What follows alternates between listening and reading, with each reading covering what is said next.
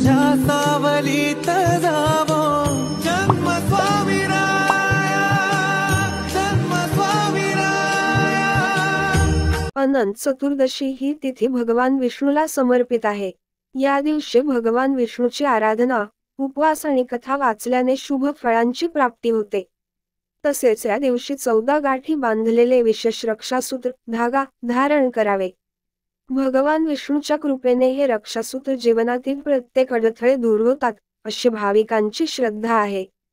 अनंत चतुर्दशीला व्रत आणि पूजा करण्याव्यतिरिक्त या दिवशी एक उपाय अवश्य करा। अनंत चतुर्दशीच्या दिवशी हातात अनंत सूत्र बांधा। ते बांधल्याने जीवनातील सर्व संकटे दूर होतात। अनंत सूत्रामुळे प्रत्येक कामात यश मिळते।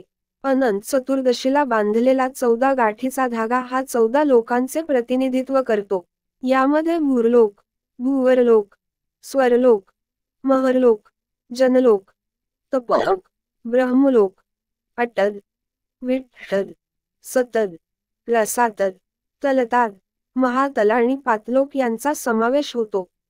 अनुष्ठानाप्रमाणे बांधून अनंत चतुर्दशीच्या दिवशी व्रत व उपासना केल्यास अक्षय पुण्य प्राप्त होते। या धाग्याला बांधली जाणारी प्रत्येक गाठ प्रत्येक जगाचे प्रतिनिधित्व करते। रेशीम धाग्याने बनवलेला हा धागा माणसाचे संरक्षक कवच आहे। तो बांधल्यानंतर भीतीपासून मुक्ती मिळते, अशी ही भाविकांची श्रद्धा आहे।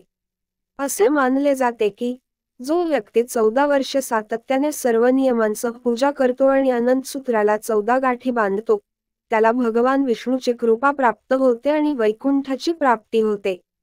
अनंत चतुर्दशीच्या दिवशी सकाळी लवकर उठून आंघोळ करून स्वच्छ कपडे घाला। जवळच्या मंदिरात जा किंवा घरी देवांचे पूजन आरती करा। यासाठी कलश स्थापित करून त्यावर धातूचे भुरडे ठेवून अनंताची स्थापना करावी। हा कलश म्हणजे भगवान विष्णूचे रूप आहे।